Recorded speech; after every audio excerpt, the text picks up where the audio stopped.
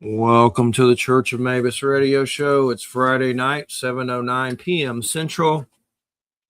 Listening to United Public Radio. And we got Wham here with us. We got Maxim Furek here. Did I say that good? Good and right? Maxim Furek. Well, kind of. It's actually Maxim Furek. Furek. You got it. Okay, you hit it. Okay. But we're good. Yeah. Okay. Oh my gosh. And man. Jeffrey Pritchett. Did I hit that one? Pritchett. That was good. That's good. You said it with a little French flair, sort of. Pritchett. Don't read into that, my friend. No. I don't even think it's French. It's Welsh and Britain and a lot of Vikings. My memory, man, that's my biggest problem. Like, I've been doing this thing Prolific, which is like you get paid to do these surveys, and they're from universities all over the world. And I'll make a few $100 on it. If you ever need to make some chunk change, it's called Prolific, Prolific. And you do surveys, but they're crazy, like psychological, crazy shape stuff. And it's like, are they trying to find the X-Men or whatever? But I've made a few extra 100 on it once in a while, so it comes in handy. But there's some stuff on there, like it'll make you read something, and then your memory, you have to remember it. And it's like, if you don't, you fail the attention check. So I have to be careful, because my memory sucks. Like, it's horrible. But I'm on there so far. But it's a good little thing to make some little spare change. But there's crazy stuff on there about politics and race and abortion and just different university. Even Harvard has surveys on there, and it's like psychological stuff. But they pay you, and you can get about $5 to $40 a survey or something, and sometimes $1 to $2. It adds up after a while, but it can get tedious. I've been doing that lately. But good to have you back. And for the Smurl haunting, had you for Coal Region Hoodoo and the Bigfoot book, and now the Smurl haunting. And great to have you here. Your archives have been doing amazing. I'll have to show you those in email at some point. Yeah. But they've been getting about 100,000 hits, and we've been hitting about 1 million, I've heard lately, on here live. But great to have you back. It's always a pleasure, and good to see you. Yeah, and just back at you. And I remember the last podcast interview we had with you and Professor Wham, and I thought that it was pretty good. We went deep, and but I do want to thank you for the opportunity to be on your program and to tell your listeners about my research on my books.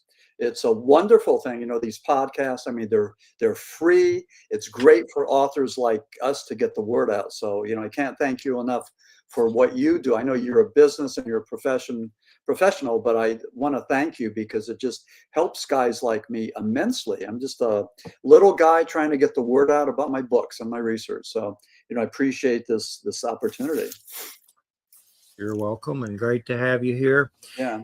And so what stood out to you about the Smurl haunting? I haven't watched that Conjuring movie. It's in my to-do list soon, but I know a little bit about it. I remember something about cops and TV sets. I think we talked about it briefly the last time you were here, and I remember that story somewhere else. So that's where it gets really crazy, just to imagine cops seeing TVs floating in a house. Yeah. But what got you first introduced to it? Yeah. Well, first of all, my book, The Smurl Haunting, when Ed and Lorraine came to town, that's been out about, I think, 3-4 months and doing really well. I mean, people tend to like it. And I don't know if you could flash that, but here's the thing. In my picture, my photo of Ed and Lorraine Warrens right there, that's from 1988. I met them, but a couple of things. I tell people, if they want to be entertained, go see Conjuring Last Rites. It's a horror movie, and it's totally fictitious, with just maybe a couple of things that ring the truth, but most of it is just fictitious. If you want the truth, read my book, The Smurl Haunting, because we take a deep dive into the demonic, and we compare and contrast the Smurl Haunting with things like other haunted houses, like Amityville, the Damned Wells house, and a number of other, the Hinsdale house, things like that. So I think the book works on a whole lot of different levels, and I had a lot of fun writing it and researching it. But West Pittston, Pennsylvania was right in my backyard. I'm a snowbird. I spend summers in Pennsylvania and winters down here in Florida. But West Pittston was in my backyard. It was 30 minutes away from me. So when that was going on in the 80s, I was there. I was taking pictures and interviewing the neighbors and all that. In 1988, Ed and Lorraine Warren hit the road. They were doing a 15-city tour promoting a book called The Haunted, and that was about the Smurl haunting. That came out in 1988. That predated my book and the Conjuring Last Rites. And then in this year, July of this year, I went to Gettysburg to see Annabelle the doll. You could see Annabelle in the background there. But that's when I met Dan Rivera, Annabelle's chief handler, and some reporters have alleged that I was the last researcher to see Dan, to speak to Dan before he died. But I met him on Friday, July the 11th, and he died on the 13th. He died a day before we were supposed to do a formal telephone interview, for the book. And I told him I was right. I was researching the Smurl haunting, and but anyway, it's unfortunate. But I feel that I'm a part of this book. I feel that maybe there was something that I don't know, channeled through me or motivated me to write the book. I mean, I was inspired to write the book, and so that's pretty much the way it was. Who was the guy that passed away? Was that the guy that had the Annabelle thing happen to him? Yeah, that was Dan Rivera, and we went there to Gettysburg to see Annabelle. And let me see, I think I have a shot of that, but it was just like, it shocked everybody. And they keep on taking Annabelle on the road, and bad things continue to happen. But here's a picture of me and Dan Rivera and Annabelle. Can you see that? Man, oh man, that's the guy that passed away from it, right? I mean, what do you think about that? Again, I met him on July 11th, and he died on the 13th. So, and you're lucky it didn't whack you. It got him. Unfortunate that it got him. But what do you think about blaming the doll for it? Do you think there's something to it?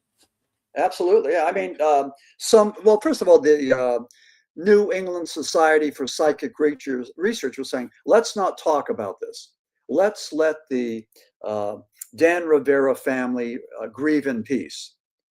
But there are other people that are saying, no, wait a second, we better talk about it because there's something going on here. Maybe something of the demonic. Maybe Annabelle's demonic energies somehow caused Dan Rivera's death. So let's consider that. If we are paranormal researchers and podcasters and authors, then let's look at that possibility. And, the Psychic Vincent sisters, I interviewed them extensively, and they believe that Annabelle is a part of this.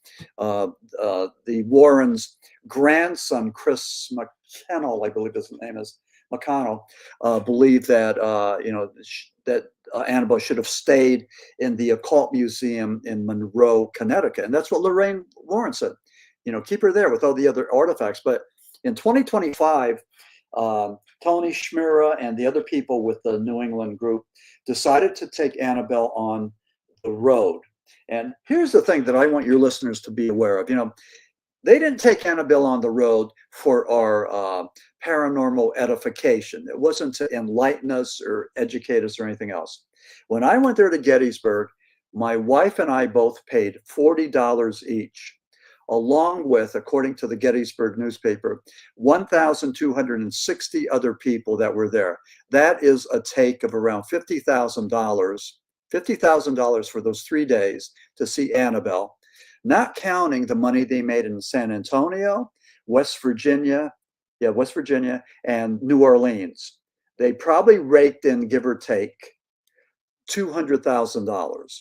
So that's what we're talking about. We're talking about a money-making endeavor. We're talking about capitalism. So don't call it anything else, and don't point fingers at anybody else. I mean, this was just, and this is what happened.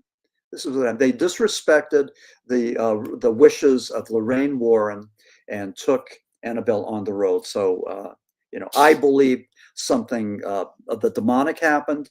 The coroner said, no, it was a natural death, that he had a cardiac issues. Well, that's one theory, well, I got another, I don't quite buy into it. I think there was something happening there. I mean, why did they keep this doll in a wooden cage with infused with holy water and holy oil, with the Lord's Prayer tacked to the back, with the crucifixes, crosses for the Father, Son, and the Holy Ghost. Yeah. Why did they have all that? And why did they have Father Bob there, according to the website, at all these places where Annabelle went?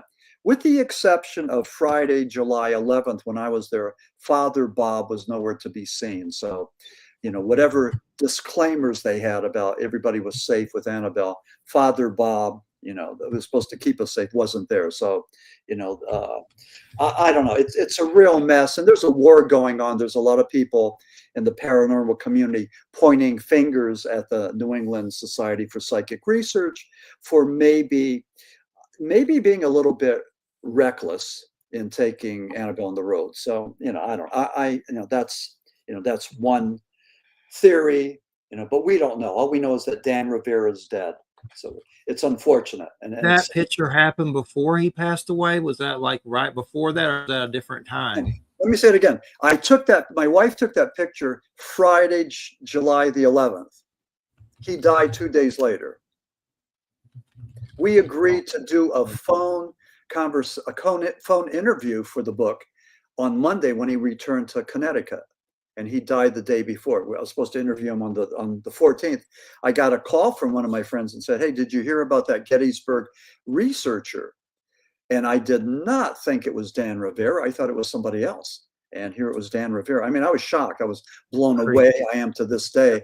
But I was there when it happened. Now, I called my publisher and I talked to a bunch of other people and I said, "What do you think?" I mean, I wanted to do a chapter called The Death of Dan Rivera. And is this being crass? Is this exploiting? Is this, and, to a person, they said, "No, it sounds like, you were at the right place at the right time. So write about it." And that's what I'm doing. So, well, I'm glad you're okay. At any time, did you feel anything creepy, or anything weird? No, as a matter of fact, I've been asked that a lot. But when I looked at Annabelle, and look in the background there, you could see the nun and Annabelle. Annabelle that was in the cage, looks just like Raggedy Ann. And I looked there and I stared into her eyes and there was nothing there. There was nothing. I didn't get any feeling, any sensation, anything. What I did get from Dan Rivera was this, just this powerful devotion to Catholicism. He was a former Methodist that converted to Catholicism, and he was walking on air. He was just talking about that the power of the devil is great, but the power of God is greater. All these guys came at it from a Christian standpoint. That pretty much dogmatic, black and white, good and evil, perspective. But that was their take, and they believed in the strength and the power of God, and saints like Saint Michael the Archangel and Padre Pio. So that was what they were talking. And a lot of what Dan Rivera was talking about was all religious Christian stuff. Nothing demonic, nothing evil, no dancing with the devil. So that was what was going on. But yeah, he was a nice guy, and I considered him a friend. I wasn't very familiar with the James Rink guy, but I've seen his stuff. I don't know. He was into the super soldier stuff a lot, and that stuff I'm kind of hesitant with anyway, because I don't know a lot about it, and some of it gets a little too kooky with exopolitics and stuff. But anyway, his name was James Rink, and they claim that he was attacked with something and had a heart situation, and he died. He was really only 45, but I've seen stuff around, and it's misfortunate when people, young, die from heart stuff. And my dad died from a heart attack, and I'm sure I have stuff with that too. So it just creeps me out. Yeah. Oh, and this does even more because of the doll. So, well, this April, it was April this year, 2025, that we were out in Butler, Pennsylvania for the 18th annual Butler Paranormal Conference. And we were there with the Psychic Vincent sisters, Suzanne and Jean.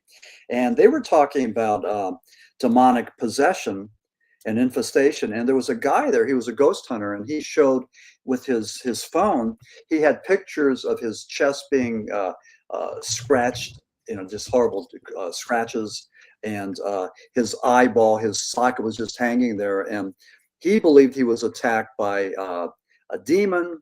The psychic Vincent sisters thought it was an attachment, and this guy was going around to different alleged haunted houses and mental institutions that had been shut down, and he was going in there not with a group, but by himself, looking for something.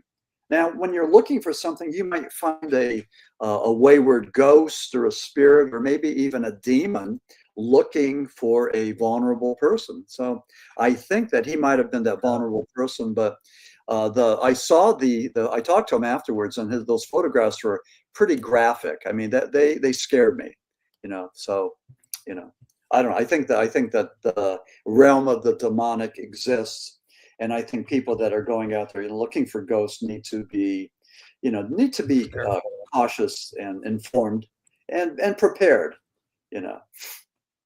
Yeah, I think I've attracted some stuff like that at points where when I've had some UFO stuff happen that's been very big, where I have encounters, and there's one over the house. It's been a while since it's been that big, but at one point I think things notice, and it may be demonic, and they say, "Oh, look at this guy. He's attracting, the star people, so we're gonna stay on him." And I mean, I've dealt with some dark side stuff that's feeling weird stuff and just. And what is it, do you think, that you have that is attracting these entities? What do you suppose that is? I don't know.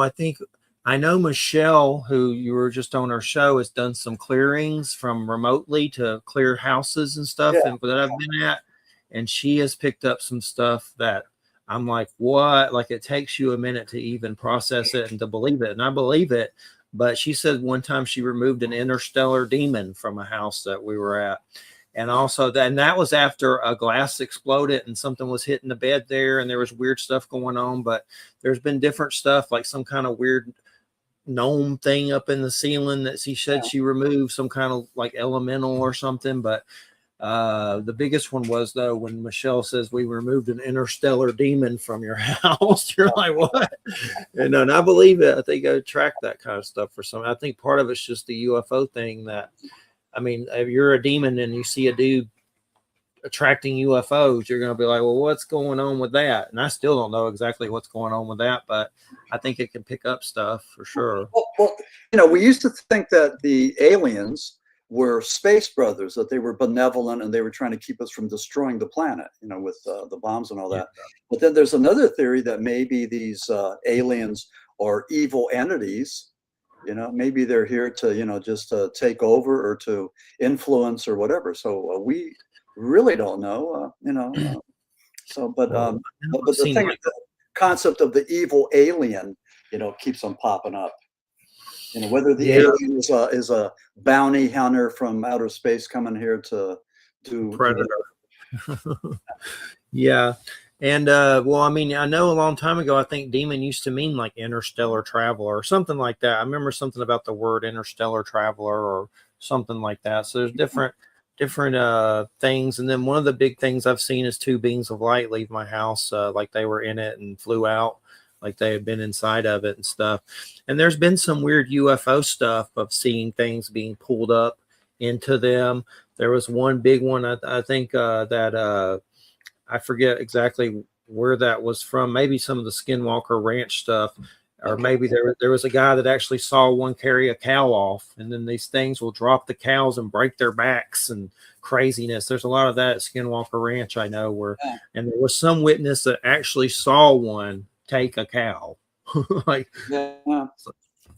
so those cattle mutilations were pretty known, like maybe in Montana and Idaho, areas like that. But we had a bunch of them in Pennsylvania, especially in the 1970s. So, weird stuff happens all over the place.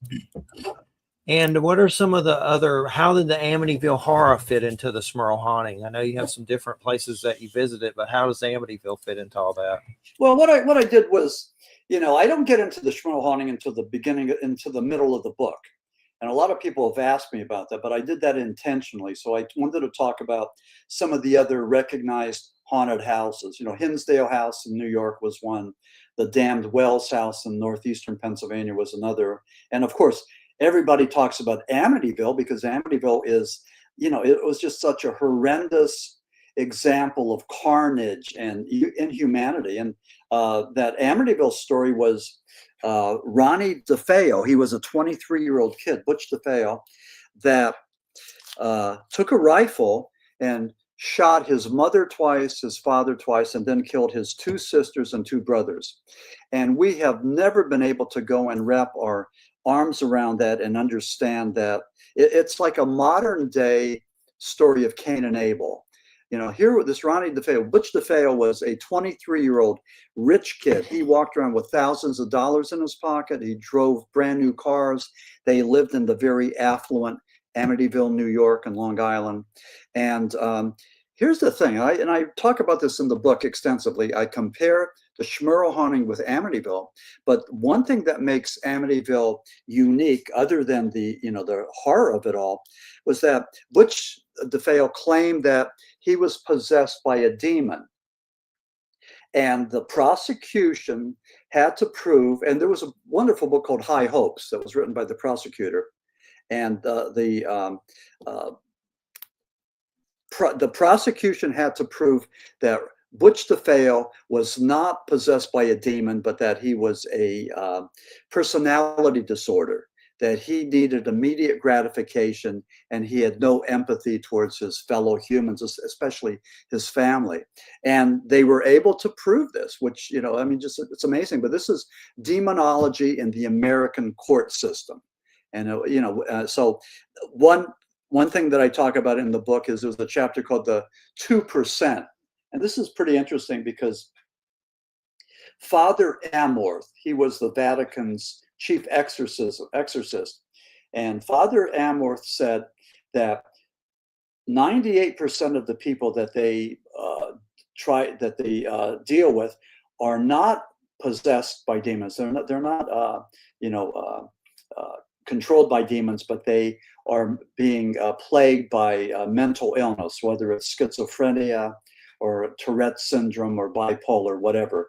And the church, the exorcists, have to weed out those people that are mentally ill from the 2% that are actually possessed or infested by these demons.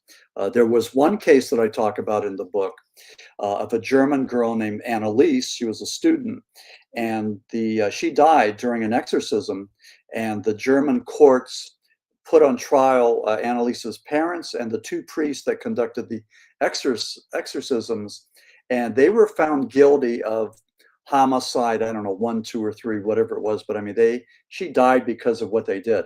And now in Germany, they no longer allow the rite of exorcism to be performed, and at least legally and above the grid. But maybe they still do it underground, but they're not allowed to do that legally. So that was the case that just really broke it up there in Germany. But it's an example of what the church has to do. They have to make sure that these exorcists have to make sure that the person they're dealing with is actually possessed. And it's interesting because this is pretty much the debate. Well, in Christianity, it's the domain of Catholics rather than Protestants. Protestants have sort of given up on that right, I think in the 1600s. But we still have Islamic exorcists, which is similar to Christianity or Catholicism, and so it's still around, and it seems to be more prevalent now. I don't know why, but I mean, this is what a lot of the members of the church are saying, that there's a need for it now, and there's a lot of things that point to that necessity. Yeah, it's definitely I've been watching a lot of those we've been watching a lot of those paranormal kind of videos that you can watch on YouTube, and I think some of them are real, but you don't know, so you're always saying I don't know if it's real because you don't know.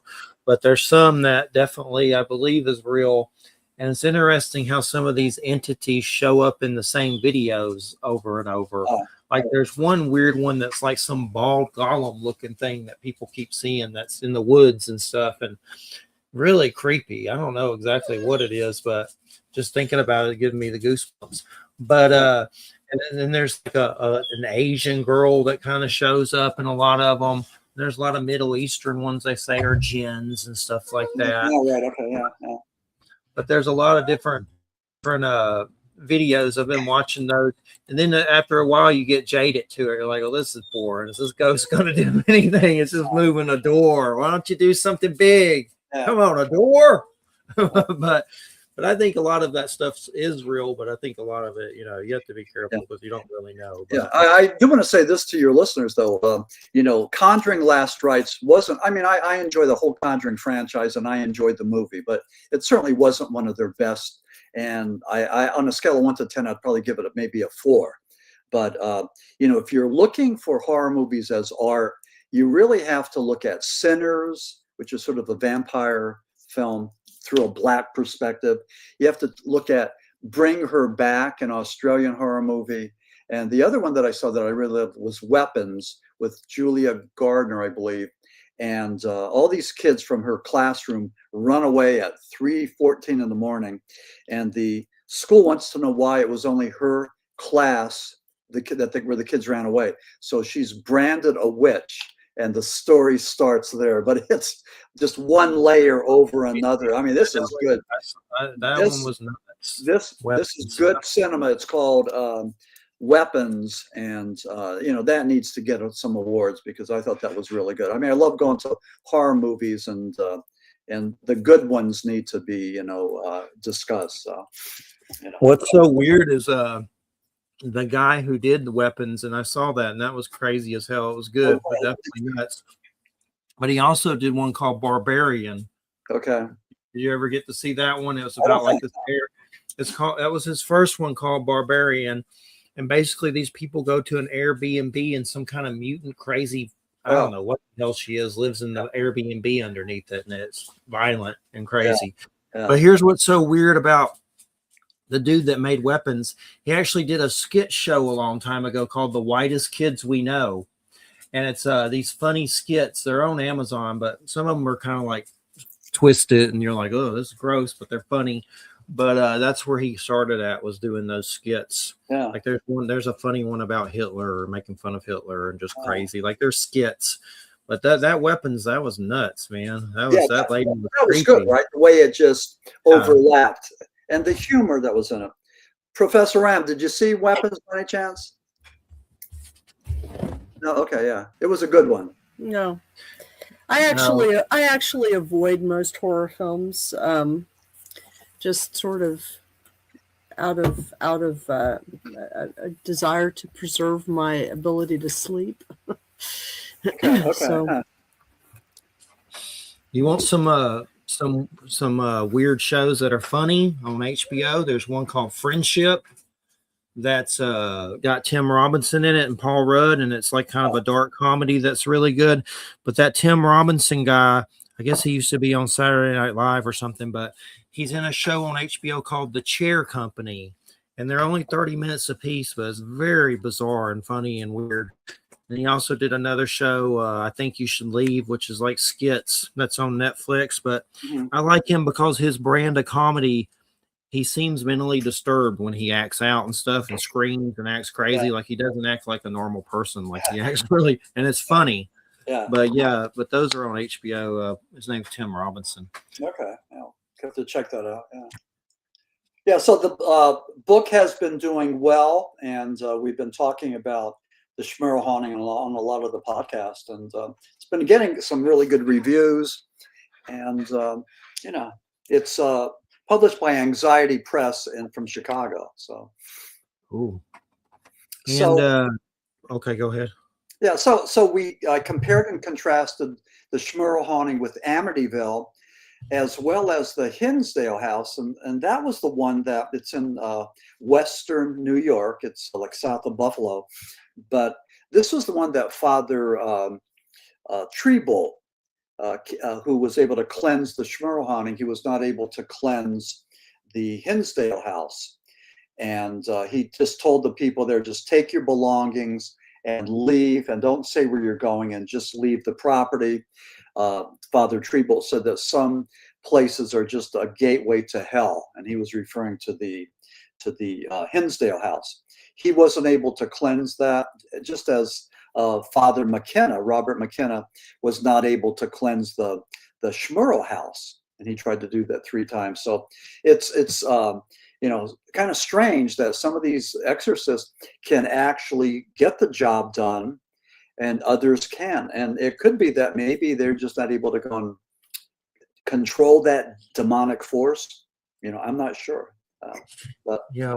we have people that had been victorious, and other people that haven't. They've been defeated. So, What was some of the background on Smurl haunting that they think may have led to the hauntings? Like anything weird happened there, like a murder or anything crazy?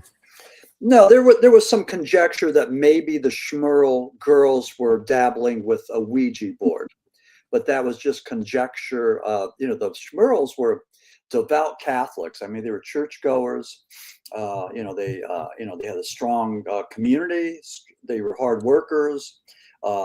Jack and Janet lived with their 2 daughters, and then they had twins. So the 4 daughters there on one side of the duplex.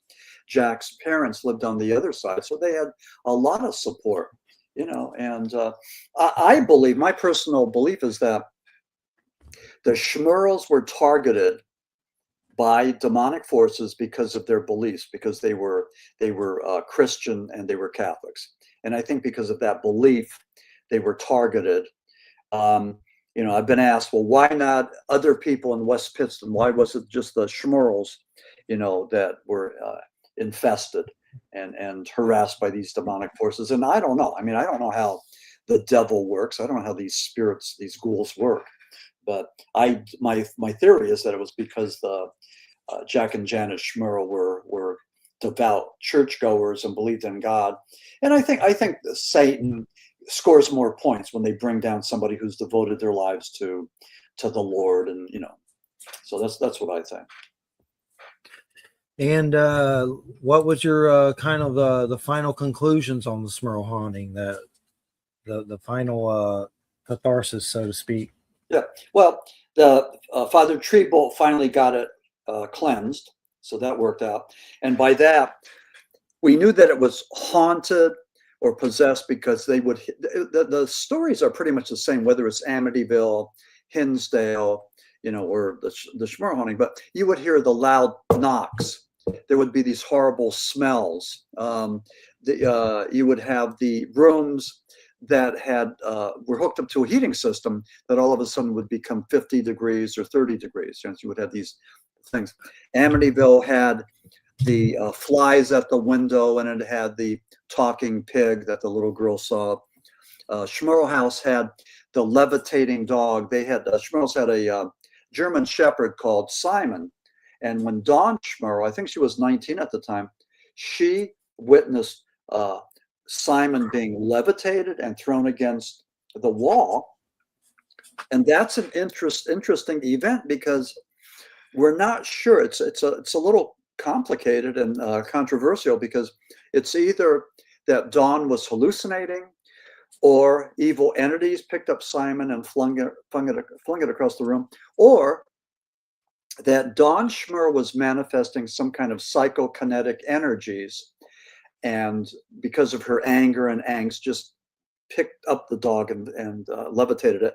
And we know about this psi energy mainly from Stephen King, who had a pretty good career writing in things like, let's say, Carrie, Firestarter, The Shining. Young people, young adolescents, mainly female, who have this psychokinetic energy, and they don't know how to control it. And so a lot of times it's their angst, their frustration, their immaturity, and they do things, but they have an ability, but they don't know how to control it. So that's another theory, which makes the Smurl house almost like an onion, one peel, one level, one over the next, and one skin over the next. So it's pretty interesting, but there's a lot of different aspects of it, as well as whether or not Ed and Lorraine Warren were, telling the truth, or whether they were con artists, which a lot of people feel. A lot of people felt that they were just charlatans, that they were working a scam. You met them. How did you end up doing that? They were 1988. Well, this happened right after the Smurl, stuff. It was all over the papers, from northeastern Pennsylvania, where I'm from. And when I heard that Ed and Lorraine were going to be in Jim Thorpe, Pennsylvania, I contacted the owner of the Victorian Theater and asked permission to talk to them and interview them. So I took all these pictures, and the pictures, there's a whole bunch of pictures of Ed and Lorraine that are in the book that I took, and that's back in 1988. And I won't find them now, but okay, yeah, but okay, here's one. They were with the owner of the, can you see that? The owner of the Victorian Theater there. Okay. That's in 1988. And I think they were in their 60s at the time, but nice people. They were very polite. I remember hanging out on the sidewalks of Jim Thorpe. It was in, I think, July, and just a nice hot summer night. And we're talking about demonology, and we're talking about demonic forces, and we're talking about, good versus evil. And it was just a wonderful conversation. And if anything, I wish I could go back in time and have the same conversation, but just go more in depth. Just maybe ask the same questions, just with more intensity. I did keep in touch with the Ed and Lorraine over the years before they died, and I would call them up. They were in Monroe, Connecticut, and Lorraine was a lover of animals. She had a pet rooster she called Einstein, and sometimes you could hear the rooster in the background, so that was kind of fun. But they were folksy. They were nice. They didn't have attitudes, and they weren't condescending. They just seemed to be nice people that believed that they had a gift, and that believed that they were on a mission. Irregardless of what you think about Ed and Lorraine Warren, they were pioneers and ambassadors. They were able to go and teach us about the realm of demonology, much like Sybil Leek was able to tell us about the realm of witchcraft, or maybe like the 4 horsemen of Sasquatchery were able to go and talk about Sasquatch and Bigfoot. So they're important for what they did, and they are criticized for being successful. They made money. They were making back in the 80s and 90s. They were making $5,000 a program. They did close to over 700 programs at colleges.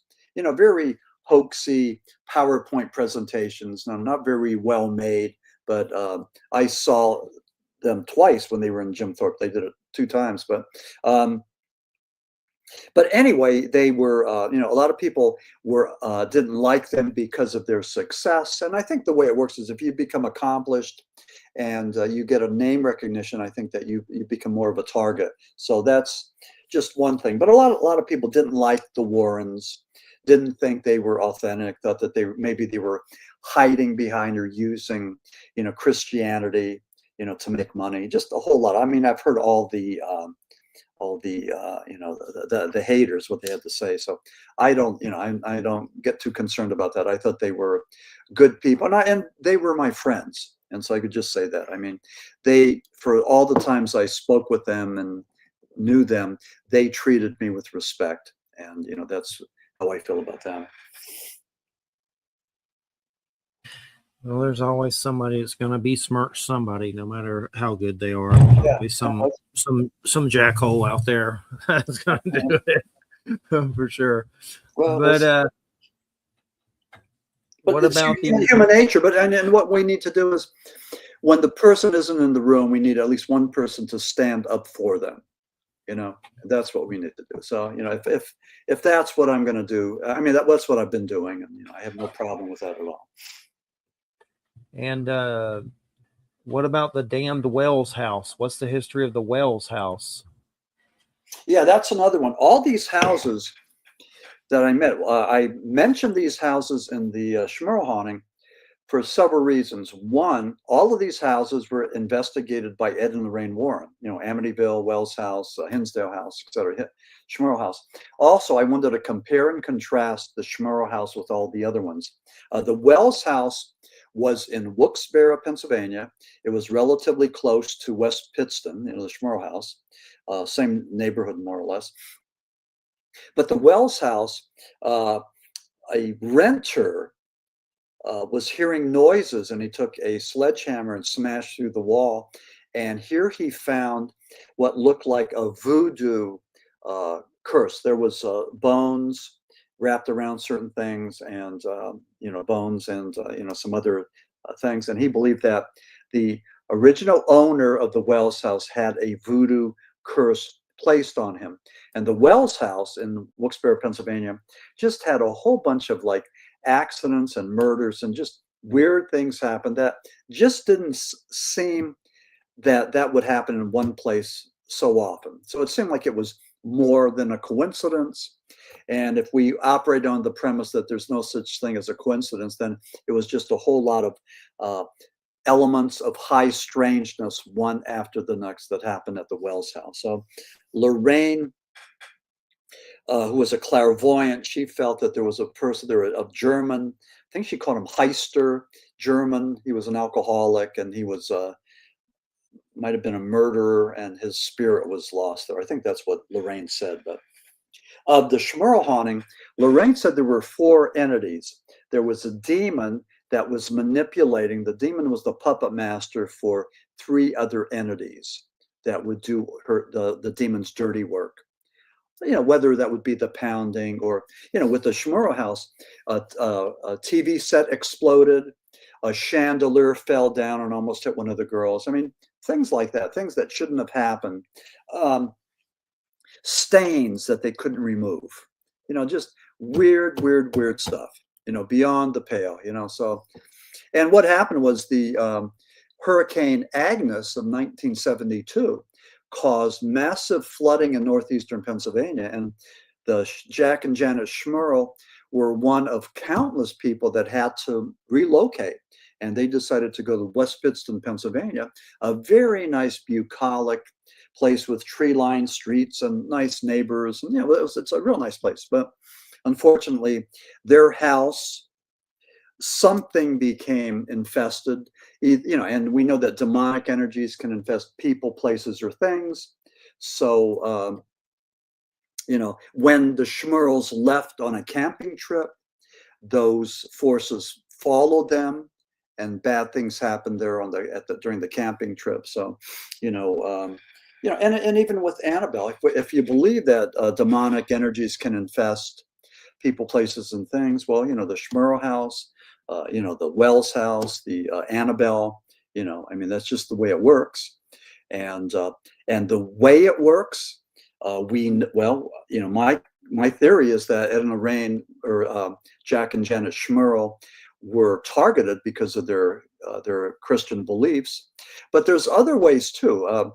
Somebody could have a spell placed on them, or they could just be tracked down by the demon, or if anybody's experimenting with things like Ouija boards, that could inadvertently open up a portal to something of the demonic. Now, we talk about this all the time, and I talk to guys that use the Ouija boards to talk to certain spirits that they've identified, that they have a rapport with, and spirits that give them answers and give them direction. Most of us don't have that ability, don't have that knowledge, haven't created that rapport. But and most of us, I think, we play with Ouija boards just as a form of entertainment, hoping that something will manifest. And again, it could be a playful, confused ghost, or it could be a demonic spirit, looking for an opportunity. And so, we don't know, but we know that we need to be concerned and be forewarned with what's out there. What is the painting of behind you? Is that from the Smurl haunting, or is that something else? What is that from? Is that the nun?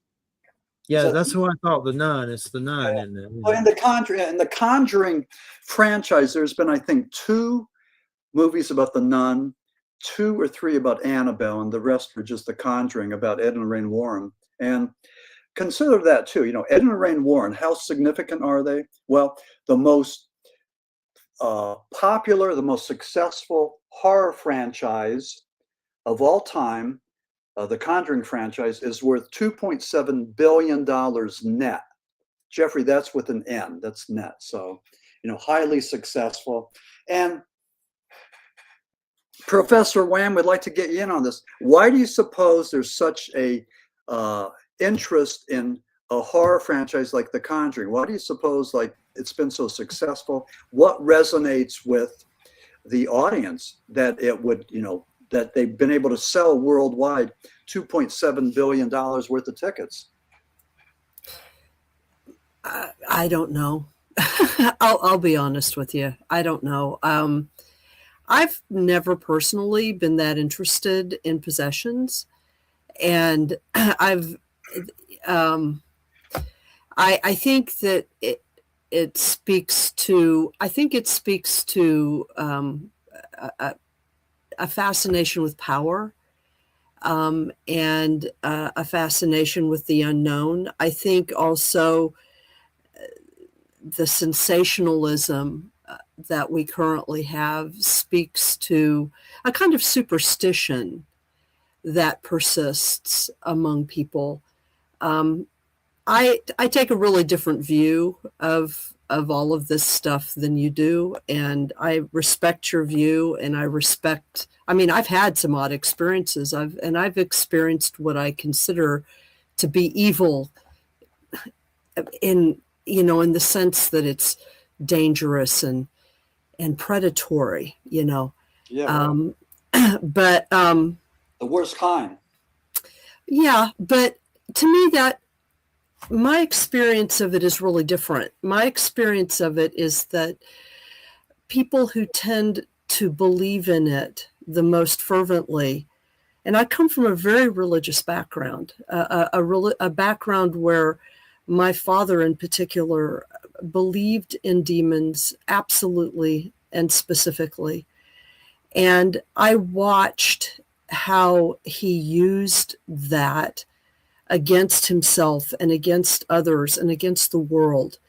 And it's been my experience that individuals and communities that believe in evil most profoundly become most subject to it. It's almost like they draw it to them in some way.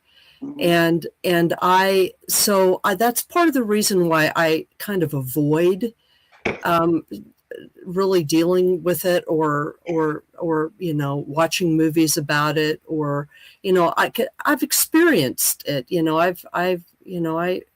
Jeffrey knows some of my story. It's not that I actually don't believe in demons as such. I tend much more towards the Islamic view of possessions, that a lot of what is ascribed to demons is actually are various forms of jinn possession, and jinn and demons are quite distinct in Islamic cosmology. And the reason why jinn go after humans is because frankly humans create the conditions which make it possible for them to do so. Okay. And not all jinn do that. Only some jinn do that, because jinn are like humans in that they have absolute free will, and so some believe, some are exploitative, just like some humans are exploitative. But I tend to believe that the real evil in the world is human in origin. It is not demonic in origin. And so, as to why people would pay lots and lots of money to see things, I don't know. I mean, people pay lots and lots of money to see the X-Men. Anything that can be, I don't necessarily index reality and with commercial success.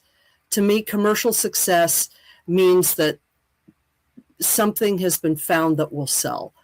Yeah. And lots of things will sell.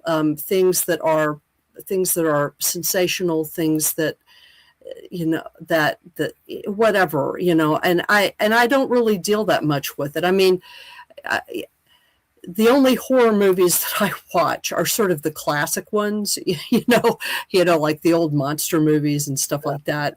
I really am not that interested in haunted houses, and I've lived in haunted houses. I go to a haunted gym. I mean, it's not that I don't believe that things can be haunted, but I'm also not, I really try to concentrate. I'm kind of like Paul Eno. I really try to concentrate on the light and trying to help people understand that no matter what difficult things are going on in their lives, that that they can find ways of empowering themselves. I don't know that the Catholic version of exorcism works in some cases, because again, if you believe in evil, then or you feel like you're just ultimately victimized by it, you might just bring it right back to you. I mean, part of the reason why I think that the Islamic approach to exorcism is more successful, oftentimes it is because they don't try to banish the possessing entity. What they do is they remind the possessing entity that it is part of the light, that any power that it has actually comes from the source. It doesn't have the kind of absolute power that it tries to claim that it has. And when you do that, what you do is you reframe the entire event. And it makes it very, very difficult for those entities to remain, because they are reminded that they are not the end all and be all of the universe as they're trying to get everybody to believe. Right. So, I find part of what I like about your book is I really like the photos. I think the photos are great. Like, I'm looking at this photo here of Richard Shaver and Raymond Palmer. Yeah. It's like, what a couple of funny guys, Yeah. Well, Richard Shaver from my hometown of Berwick, Pennsylvania. So. Yeah. No, I like that whole little chapter where you just list the weird crap that's connected to that area. I think that's great. Yeah. But what you were saying is, I think that maybe Islam talks more about the shades of gray, whereas Christianity or specifically Catholicism looks at things in stark terms of good and evil, nothing in between. And I think that they get that wrong. And again, not to criticize, Catholicism, but just to say that there's another way to look at things, and just holistically, we have to look at the shades of gray, because we're not all just good or bad. We're little bits of both, we're everything. So that's just the way it is. Some people, even when I'm down here in Florida and we are invited to places where we could sell our books, and you'll ask people, say, do you like to read? Do you like to read the paranormal? And many times I either get, no, I don't like to read, and people boast about it, which is really sad. Or sometimes there's people that say, no, I stay away from the paranormal. Or they'll say, no, I'm a Christian and I try to keep my mind clear. I don't get into that. So, I'm confronted with that too. I mean, some people view me or people like me as being, I don't know, just not, maybe not in the light. I don't know what they think, but I mean, I view myself as an academic. I mean, I'm really fascinated by all these topics, and so I try to investigate them and write about them and give them parameters, try to define those. That's what I do. I don't dance with the devil. I don't dabble in the I don't make any bargains, because I'm good with what I have. So, that's this is not a beer, by the way. This is Schweppes sparkling seltzer water. All right. Yes. You're reminding me of, there was this survey I did on Prolific, and you had to go hang out with these people, and you put a little bit about yourself, and you had to like it or dislike it. It was about 8 people. And basically you see on the screen, everybody's liking who they like and disliking. For some reason, 7 people disliked me And the only thing I put no one knew me at all. Yeah. I just put, I host a paranormal radio show. And I swear to God, I'm sitting there and I'm like, there was like 7 dislikes. And I was like, it made me feel I had to get out of complex. Not everybody likes the paranormal. Not everybody likes horror movies. You know, I mean, I go to horror movies by myself because my wife refuses to go. Sometimes I'm the only person in the theater. I don't care. I'm just going to enjoy it, maybe get a little thrill. But usually, I mean, all the thrills are already been used so many times, you know. So, but that's okay. I mean, horror movies, at least for me, it's a way for us to go and maybe control our fears. It's a way to go and get a handle on that, you know. So we do it vicariously, you know. I gotta ask you, you're in Florida. Have you heard of I always have trouble saying his name, Swinguli, the horror host that's here. Oh, yeah, I watch him all the time. Yeah, I like Swinguli, yeah. There he is. Yeah, okay. He's good. Yeah, he's good. Yeah, I love him. He's in Chicago. TV. Yeah, originally Chicago, but for some Me TV I know is in Florida, and every Saturday at 7 p.m. Central, it airs on Me TV. Okay, I didn't know it was Me TV was from Florida. I don't know if it's. I know it broadcasts here, but I don't know if it might. It says Panama City, but I mean it may be in Chicago and then have multiple outlets. I get it at 8:00, but he's good. He does all the stuff, the background information about the actors and all that stuff. Yeah, I love it. And he's funny. He's funny. I got another one of them. I got his little coffin. He's in it. Yeah, he's inside of it. Well, he's good. But mostly there's nothing like it. I mean, Elvira, you don't even see her sometimes, but there's that Bob Briggs or whatever on Shudder. But I mean, as far as there's not many, it's like a relic. He's like a relic. There's not, you know, there used to be a lot of guys like him, you know, back in the 50s and I guess early 60s, but not anymore. So I saw him without his makeup. I was like, you wouldn't know it. It was him for the world. He just looked like I don't know if he's Italian or what, but he looked like just a normal old dude without all this stuff on. But I love it. Yeah, that's how I've been doing my horror lately.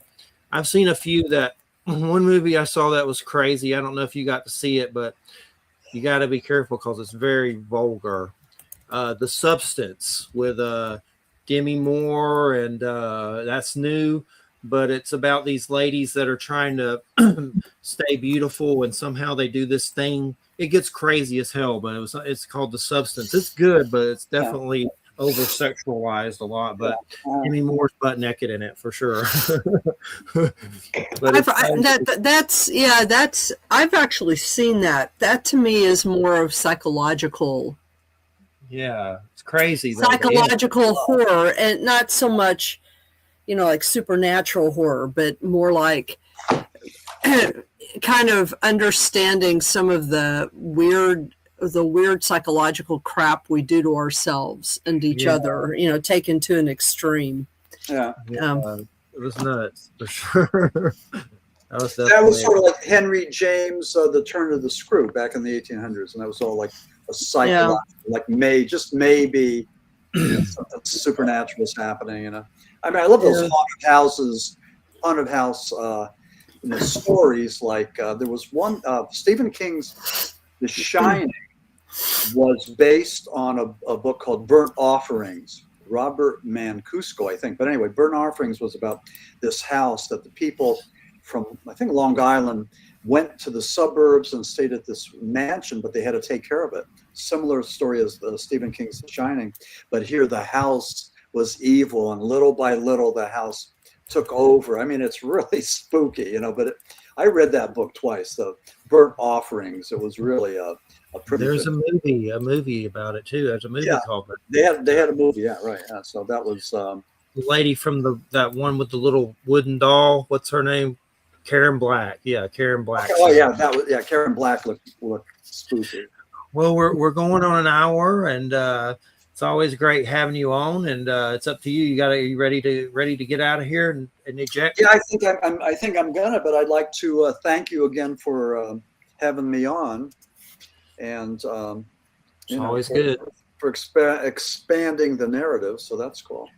Mark So- Eddy's going to stop by for a little bit, and but yeah, it's always a pleasure to have you on. Keep us updated, and we'll always get you back on. We love it. Thank you. Sounds Thank you. good. Thank Yep. you. Okay. And I was just going to say to your listeners, if they're interested in any of my, what I've been doing, I have a website called www.maximfurek.com, and they could check me out there and contact me through that website. All righty, we appreciate it. I know Wham's not feeling the best. I feel kind of ill myself, so Mark's going to come by. We'll see what he's got to say, fill in some space, and we appreciate it. Keep in touch, and I'll stay in touch. Take care, man. Take care. Please, Professor Wham, sending you some positive healing energy. So Thank you. Hope you're feeling better. Okay. Thank you, guys. We'll see you again, and have a nice Christmas and a nice New Year's. All right. Take care, man. Bye-bye. Okay. Bye now. All right. You're listening to United Public Radio 107.7 FM, New Orleans. There he is. We got some Oreo cream filling. Mark Eddy. I don't know. That just sounds obscene to me. Yeah, maybe we ought to just get back to the Dolphin haunted love. house stuff. That was a little weird. Yeah. But where are you at? In a hotel? Like you're in a haunted house. No, I'm in my new home after the floods. Yeah. Cool. So it's that's not a real backdrop or anything like that. AI generated. It's real bedroom and office. Real dresser there. Well, you had a flood. What happened? What happened? Well, a lot of rain. Well, I know that, but remind me of where you are. and the catastrophic flooding made the national news as the small town of Philadelphia, West Virginia was really hammered. About 2 weeks later was the Texas flood, but I was just the stream that went in front of my house fed into the creek that had the widespread damage in Texas. No, in West Virginia. In West Virginia, okay. And I couldn't remember which flood you were talking about since there have been so many. Yeah, right. And basically, my house was left uninhabitable. I'm so sorry. That sucks. No, thank you. It always could have been worse, but it's just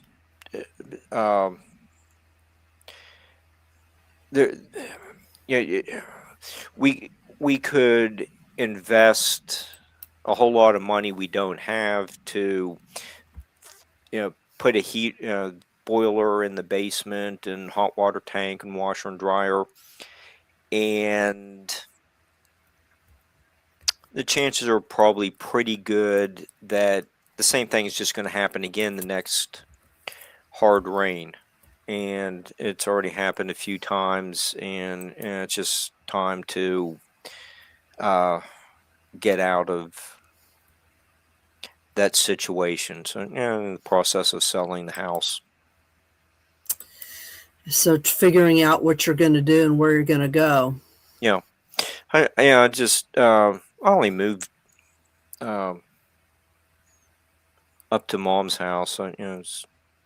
I could be considered one of the people living in mom and dad's basement. Yeah. Well, were you able to save some belongings? Oh yeah. Okay, good. Yeah, it was just not much from the basement, but it did make it into the living quarters, so all that was um, saved. Just everything in the basement was destroyed, rendered not salvageable. Um, yeah, um, the 8 Days of Hope group that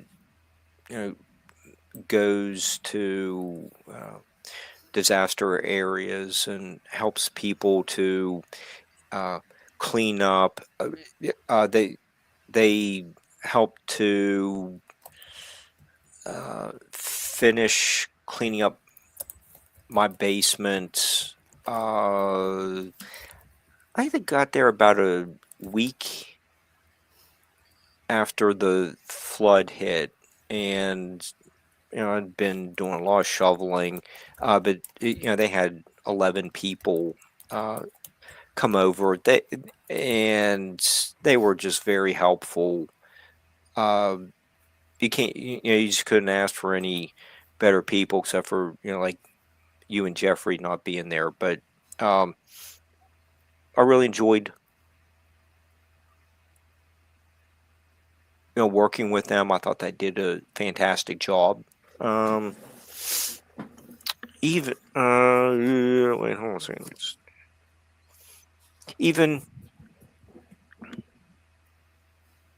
they gave me a little book, invited me to dinner. Yeah. And the crew. I got various autographs from the people. Mm-hmm. What was this from again? What was this from again? The 8 Days of Hope. Bible thing, like a Christian thing, like one of those conventions.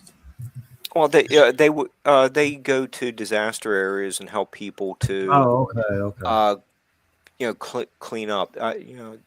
They were just. Any FEMA run-ins? Did FEMA harass you? No. I spoke with them. Yeah. I thought they're really very helpful. Didn't have any problems with them. All the church people were very helpful. So they made a really bad situation worse. There were not 9 people who died. It was that bad. Yeah. It's definitely not good for sure. But at least you got it. You live where you live. I live with my mom. So some people gives me crap for it, but oh well. I'm poor. Hey, it's. Hey. I mean, when the house, go ahead. When these things happen, family and friends, and Mine happened during Hurricane Michael when I had to move here. Yeah, I remember. Remember, me and whoever the guest was, we had to run the show because you were trapped in your trailer without any electricity. Yeah, I remember some shaman deck or somebody about shamanism. Yeah. And you can probably hear Spunky saying how much he enjoys being on the Church of Mabus. Is that a bird? That's a bird? Yeah, cockatiel. Okay, I thought it was. Okay, I see. I thought it was a dog with a squeak toy. So I didn't. Just now see in the cage. He wants to know what you're doing. He wants to be part of it. Yeah, what's up, bro? Yeah, and your dog stopped in to talk to Max as well. Yeah, and I used to take care of those kind of birds at Petco when I worked there. I was the bird specialist. which I don't know how the hell I landed that one, but took some test and passed it. Next thing you know, I was the bird specialist, and I don't remember any of it. So don't give me a bird to take care of. It'll probably croak. But that was a long time ago. But good to have you here. And next week's the last show of the year. So Yeah, you got your we'll be birthday starting coming over. up. Oh God, don't remind me. Oh, 51. Oh, it's horrible. Yeah, I'm yeah. half dead. I think when we first met, we were maybe still in late 30s. Yeah, it was the Glorious Dolphin Show. That was before I that. don't Yeah, yeah. And you remember Guy, don't you? I can't believe Guy died. Mm-hmm. Co-host Guy Whittle. We hated each other, but I didn't want him to drop dead or anything. But he was kind of like one of those David Biedney types. I don't know if y'all have ever heard of him. Have you wham David Biedney? I have heard of David Biedney, but I don't recall from what. He was a host, a co-host with Gene Steinberg on the Paracast, and he quit the Paracast and somehow came to me afterwards, and I didn't even know him. I don't even know how he knew about the show. Came to me to ask to be on the show, and he used it as a sounding board to attack Gene Steinberg and just went off on Gene. And it was a big interview, and I didn't even know who the hell he was. For some reason, he came to me to be on the show, but he was one of those ego type hosts, like Guy, who, like like some guy named Jim Sparks is on the been on the network, and he's always writing pro-Trump stuff on his Facebook and annoying me. But David went after him because of a restroom in space when he was abducted, and asked him, "Did you ever use the restroom?" He was just one of those hosts that's always like trying to mess with you to see if you're telling the truth, like confrontational, like a dickhead. And that's what Guy was. And Guy started being kind of mentally abusive and just a jerk and just being a dick. And I was like, "Well, you're fired." He goes, "You can't fire me. I helped make the show." I was like, "You answered a help wanted ad, dude. That was mine. That's how you got here." But anyway, he died from diabetes. Guy did. And the weird thing is, recently, if you look up David Biedney, Church of Mabus, Sympathy for the Devil, it's on YouTube, and there's people under it going, they love this David Biedney guy. And he's dead. I found out recently he's dead. He died like a year or two ago, and he was like a big Apple person, like some kind of like a creator of Apple stuff somehow, and was famous for that. But you can find it on YouTube. It's called David Biedney, Sympathy for the Devil, Church of Mabus. And it was just one of those weird things that kind of made the show, more popular. I have no idea why he came to me, or I think because I knew Jeremy and we were doing those interviews, me and Vaney, and then we had a falling out, me and Vaney, and I guess him and Vaney didn't get along, but I was shocked. I didn't know he was like some big Apple creator or something. Like I found a whole group on Facebook dedicated to this dude, David Biedney. People crying. Wham's been a consistent, normal co-host with you. Yes. Yes, I'm sorry. I had to mute myself a little bit. You just said normal. No, I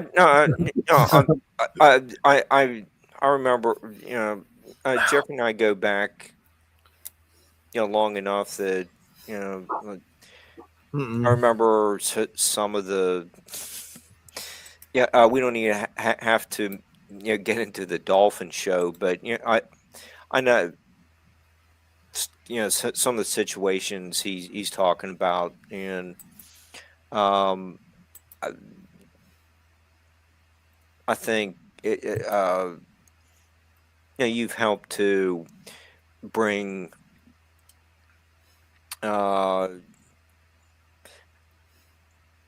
uh, keep Jeffrey on a even keel. I don't know, Jeffrey. Do I keep you on an even keel? Yeah, I'm peaceful when you're co-hosting. Oh, speaking of peace, gone there, but no, I think it's a good grounding. I know, because there are times when I don't say a whole lot. I mean, I am listening, but there are times I don't say a whole lot. But I suppose my presence is there, Yeah. So, well, I mean, you usually do. It just depends on the mood and the flavor and the guests. And yeah. There were times. Jeffrey talks about his Howard Stern kind of days, and I think he's become a more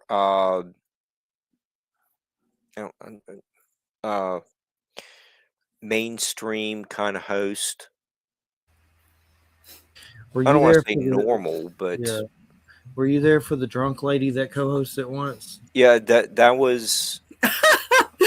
Was I there for that? I don't recall that. No, I think that was the lady that came on to help me co-host, and she got drunk and got thrown off and caused trouble, and was like, Frank Joseph was the guest, and she said something weird about Atlantis. It was just one of those like tryouts that went horribly, horribly wrong, and she didn't come back on. But she was like, that's one thing to be drunk, but she was like an idiot.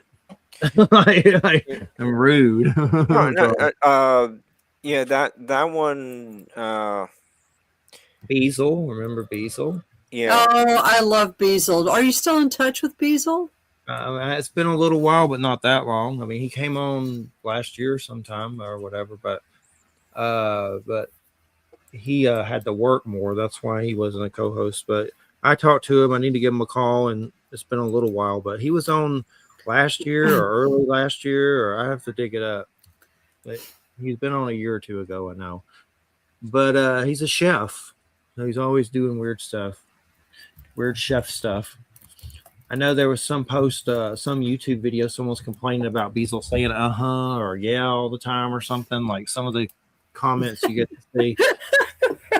Yeah, I love Beazle. Beazle is so great. He's a great co-host. In fact, I was just thinking about him like 2 weeks ago. I can't. Oh yeah, I remember he created this avatar of me and him and sent it to me once. He was playing with, those little avatar pictures that you can make caricatures of, because I was asked to give a presentation at a real foo-foo New York State educational technology conference a couple weeks ago, right before Thanksgiving. And they wanted a photo of me for the to put on the panel. I was going to be on a panel, but I didn't want to give them a photo because I don't want my photo to be out there in public that AI can grab it, especially in certain areas. So I found his avatar picture of me, and I photoshopped it a little bit and sent that to them. and they used it, Cool. Which I think is funny. I'll have to tell him. I'll call him sometime. But one time he sent me his book here. It's like one of his weird books that he wrote. It's good, but he sent it in such a way my name wasn't on the package, so it went to the other house with like our relatives, and they got it, and they're like, "What the hell is this? Like the weird like cult stuff all over. It must be for Jeffrey." But for some reason, he didn't put my name on the package or something. I remember telling me a story once that Homeland Security came to his house because he bought drugs in the mail, and he didn't get in trouble, but he had to give like info about it or something. And they were basically there because of, I guess, where he got it from. They were a person or whatever, but some kind of crazy story like that. But he's also hung out with Marilyn Manson and Gary Busey. Crazy stories like that. Interesting combination. Yeah, I know. I was just gonna Last say. time I heard about BT, he was like naked stroking it in the park and got caught or something. Gross. Wayne, what's the latest in your neck of the woods? Actually, there has been some weird stuff. Come to think of it, there's been some strange colored lights that have been seen in several places. Like in New Paltz. Well, there have been two reports that I've seen. One report was of colored lights that were seen in New Paltz and Poughkeepsie, which is kind of a little south and across the river from New Paltz. And then the other night, there were these interesting series of rotating lights that I'm pretty sure were generated somehow on the ground. I mean, what they looked like were kind of interesting.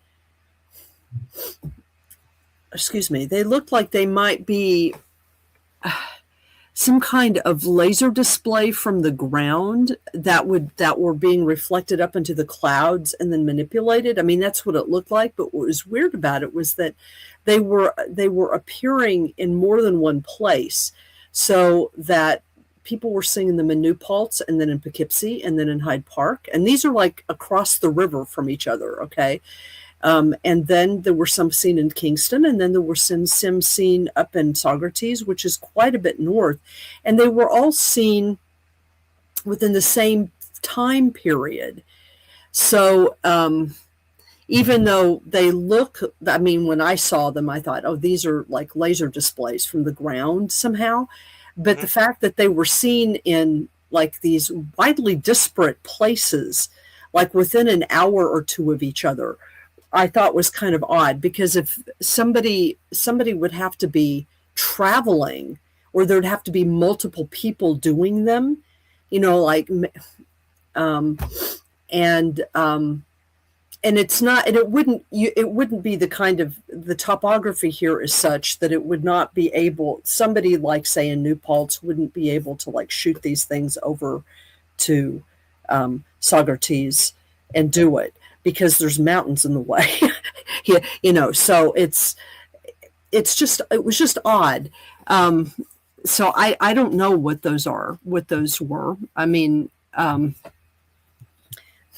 but, and then I just got word from the guy who rents, my trainer who's in the haunted gym, that he's had several new little incidences pop up. And so he's redeployed all of his cameras up. And something happened apparently like within a minute or two after I left the gym on Monday night. He had gotten this new, it's like a portable wireless speaker that is also a receiver, like you can like program it to connect with your phone for Spotify. And so what he does is like he can carry the speaker around when he's going up and down the stairs to do different kinds of things for, different kinds of what is it? Circuit training things for people, because he does different stuff upstairs and then different stuff downstairs. So it's just like one speaker. It's portable. It's maybe about, I don't know, maybe about 2 feet high, and you can tell when it's on because it has this colored display that when you turn it on, this colored display, does motion. The colors move in accordance with whatever is being played at the time. It's kind of like the weird disco on a disco ball on a speaker, right? Well, I had just left, and he videoed this. I had just left, and he started hearing something upstairs, like footsteps upstairs, which is not uncommon. we hear footsteps upstairs all the time when there's nobody up there. And so he started hearing it, and he still had lights and everything on, but he had turned this speaker off. He had turned it off. He had completely deprogrammed it. He turned it off, and it was sitting in the corner. And he turned on his phone, and he was talking into his phone, and he was trying to get the footstep sound, and then all of a sudden that speaker came on, and he filmed it. It came on.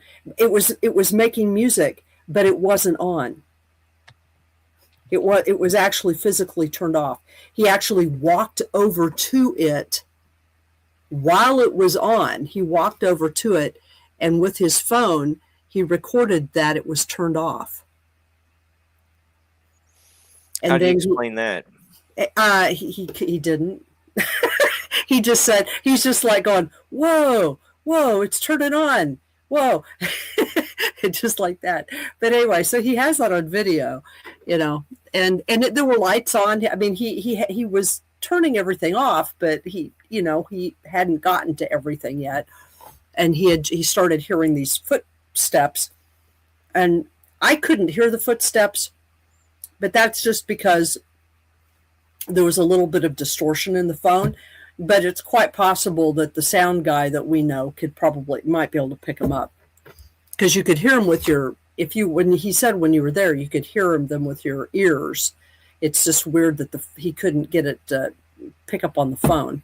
But anyway, so stuff is probably happening there. I've been ill all week though, so I haven't been able to check in with him to see. But yeah, there's been some stuff that's been going on.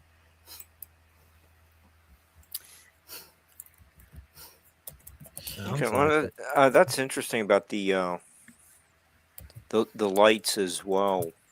Yeah, I know, it is odd. I mean, there were some pretty decent videos of the lights. And it's almost like all the drones as well. Has that ever been figured out? No, what was going? No, not that I know of. Not that I know of. What, that was about a year? Was that a year ago? A year and a half. Well, yeah, it was. Yeah, no, actually, it was a little over a year ago, because it was right after the election. Remember? I know it seems like forever, that the election was forever, but yeah, it was right after the election. So it was maybe about a year ago, January of last year. Yeah. Okay. All right, or January of this year, I should say.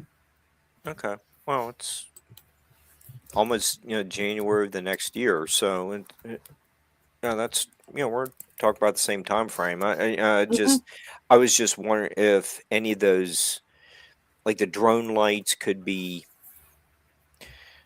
interpreted as somehow being involved with the lights in Poughkeepsie. I don't know. It's I don't know. More common anymore. People talking about all the you see people using drones all the time. Oh, I know. And I mean, it's like I said, I mean, the reason why I tended to think that these lights were coming from the ground is that they were too coordinated. They were too, in order to get drones to coordinate at that level, it would be kind of hard. But if you had something like on the ground, what it really looked like was something projecting up from the ground, lasers projecting up into the ground, into the clouds, because the night when people saw those, it was kind of intermittently cloudy. And the clouds were kind of this, we just had some snow. And so the clouds were kind of this weird sort of patchy. And so these, whatever was, it was zipping around in the clouds, but in a very coordinated fashion. And there were like maybe 5 lights altogether, and they weren't round. They weren't orbs. They were kind of delta shaped in a weird sort of way. Anyway, it was just weird. I mean, I saw like 3 or 4 pieces of footage that people were posting. People were posting to local Facebook pages, and that's what, my partner drew my attention to them, and so I started sort of I kind of went in, like they were being posted to the Hyde Park community page and then the New Paltz community page, and then people started realizing that people from other towns were seeing them, and so they were like, oh yeah, we saw these in Hyde Park, we saw these in Saugerties, that kind of thing. So it was interesting. Yeah. So I have no idea what they were. Yeah, you made some interesting points with Max about maybe some of the hauntings he's reported might be, or they sound more like jinn than demons. Yeah, well, especially those things that are connected to place. I mean, I just find the explanations of jinn to be a little more convincing, because I think of the traditions regarding jinn. In classic Middle Eastern and now Islamic, because Muslims have adopted basically an older belief system about these things. It's not original to them. Demons, they're, I'll put it this way. Demons there's a finite number of them. I'll put it that way. There's a finite number of them. And they have, in that cosmology, they have a different function, and they don't really deal with humans that much. They deal more with like sort of natural processes, whereas the jinn tend to be much more interested in people and in things that are connected to people or certain places sometimes. And the jinn that are involved with people are of two types, basically. One type that they are helpful towards us, and another type that they pester us. And one type in particular that they actually don't like us at all. And so because we're vulnerable in certain ways, they will pick on us in a predatory fashion. And the reason in Islamic cosmology, the reason why sometimes there's a language of demons and jinn that are used interchangeably is because humans can't tell the difference. We don't have the ability to see. They both operate in the realm of energy. And so to us, we can't discern one from the other. And so we tend to blur these categories when in fact they're quite distinct. So, that's part of the reason why in those traditions, since you can't tell a good jinn from a bad jinn just right off the bat either. So that's part of the reason why you're counseled to just like avoid all of it if you can, because we are not smart enough or perceptive enough to be able to tell the difference between good and bad. And, best play on the safe side than. Okay, well, it was, what you were talking about with the the jinn are more associated with a place or people, or especially places that have been occupied by people. Okay, well, Max's book covers all these haunted houses, so there's a place. I don't know the subject, in such great detail that I can make a distinction. Okay, but you are making an interesting point. Max's book is dealing with places connected to people, and then you get the with the Smurls, you get the girl in puberty that could be attracting whatever entity it is. Mhm. It is interesting. Jeffrey, since you come from a church background, do you think there's a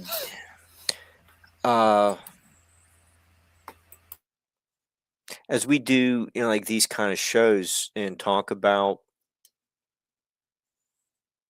these kind of topics, does it seem like we're promoting this or just making people aware? It's like you need to be aware of, you know, what the devil does, and one of the forget which book it is. You know, expose the devil. So you need to know a little bit about it. What do you think about um, what what is frequently discussed on podcasts? About the devil? What Or about? like what, having these kind of haunted house discussions, are we promoting something we shouldn't, or just making people aware of what's out there? I think it's good to be aware about it. I mean, it may draw energy to it, but as far as it happens, people are going through it. You can just there's a lot of different cases about it and things like that, and it's something that needs to be discussed. But as far as I mean, there's just different ways. I mean, these cases that he's talking about, those are real cases that involved, crazy situations with murderers and things like that. And what Mhm. was it he was talking about with the court case for the Amityville guy where they were saying he didn't have empathy and for his family and stuff like that? The Uh, DeFeo. yeah. They actually did case studies on him and things like that about empathy and how he lacked it and stuff like that. Yeah, he So had. Max said he had some real serious mental issues. I'm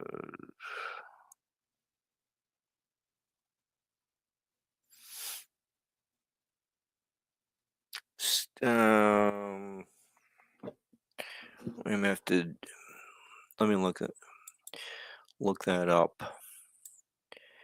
But Jeffrey, you're right. I'm just let's see. Argument. Despite an argument of insanity, DeFeo was convicted of 6 counts of second-degree murder and handed 6 concurrent 25 to life sentences.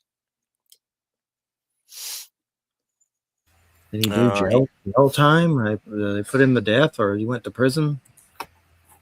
uh, uh, he was remanded to the Sullivan Correctional Facility in Dannemora, New York, locked away to keep the world safe from his madness. Mm. He DeFeo claimed that he was being controlled by an evil spirit that forced him to shoot his parents. Okay, the defense said he was possessed by demonic forces. The defense's arguments did not sway the court. The forensic psychiatrist said DeFeo was had an antisocial personality, someone immune from guilt and driven by self-gratification. Charming. And born into privilege, small-time criminal, uh, drug user, was street drugs. He was also taking antipsychotic medication for his explosive personality and disturbing relationship with his father, who regularly beat him. Wow. But I think Maxim had a lot of these. His book's not excessively long, but it just kind of gives you the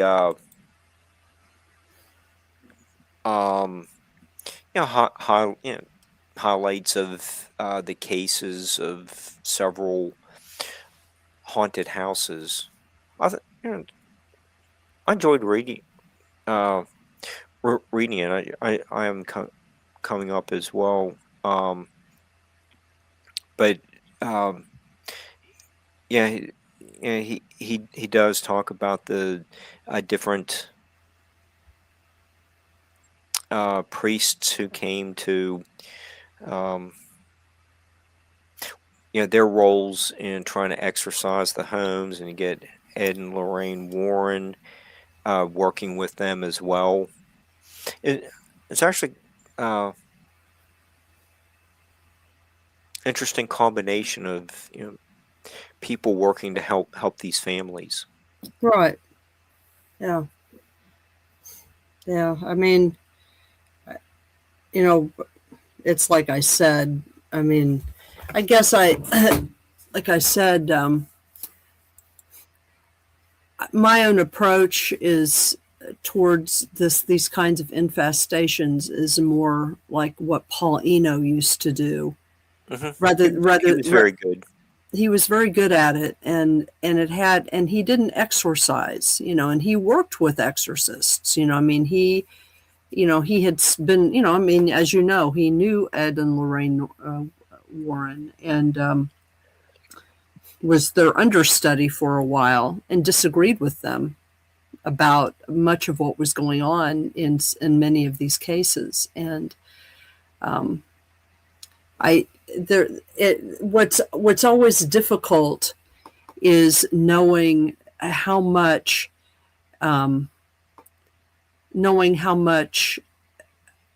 the people who are involved in the situation is trying to help them more than worrying about what might externally be going on, because it's kind of like what I said about the jinn in Islamic thought. The reason why jinn are able to do this to begin with is because there's something about the humans involved that make them vulnerable to it. And it can be any number of things. It can be a kind of secret fascination that people might have with the idea of power or evil, or it can be certain obsessions that a person might have. It can be an illness, a physical illness in some cases, or a mental illness in some cases. I think part of the reason why a lot of times these things emerge with children, or children going through puberty, is because a person is changing so much. Their emotions are so intense during that time that they become vulnerable in certain ways. They may even exteriorize that stuff in certain ways, especially if there are family conflicts. Max covered that with the in the Smurl. Yeah. He brought that out as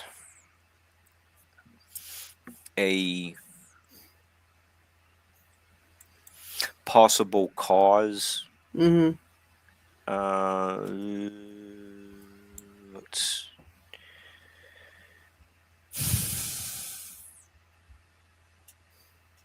give me a second. I'll find. Okay, there's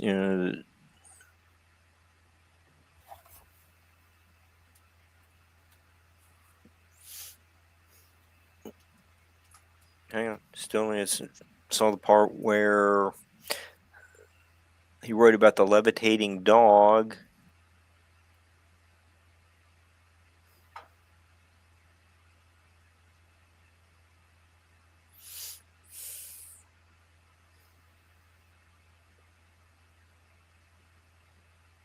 Talking about where he's talking about if religion brought it in or helped manifest it. I know Wham has said some similar stuff, but we got like 1 minute left. Oh, okay. Quite fast. One psychological theory espouses that latent telekinetic powers of female adolescents may cause hauntings. On that note, the Smurl's 17-year-old daughter Dawn saw their German Shepherd levitate and yelping, but unharmed. Okay. I'll have to look for the rest of the passage for next time I get pulled into one of our talks. But go ahead and Jeffrey, wrap it up. Well, thanks for stopping by. And Wham's been under the weather, and I feel like I got hit by a bus. So we appreciate the fiber in our diet. So we got one show for the rest of the year, and then we'll take a 2-week break. I need a break. I feel burned out, so I like those little breaks. But so everybody, we'll see you next week. That's Americans Gothic Hauntings. That's our last show of the year with Leanne. She'll be here. I think Christina's going to be sitting in, and Wham will be here. That'll be our last show of the year. So hope everyone has a Merry Sounds like Christmas. a good one. Yeah, it's going to be a good one. It's from Penguin Books, and it should be good for sure. That'll be our last one, and then we come back on the 9th of January. And all right, everybody, you're listening to United Public Radio 107.7 FM New Orleans. Everybody have a good weekend. Good night. Good night. Good night.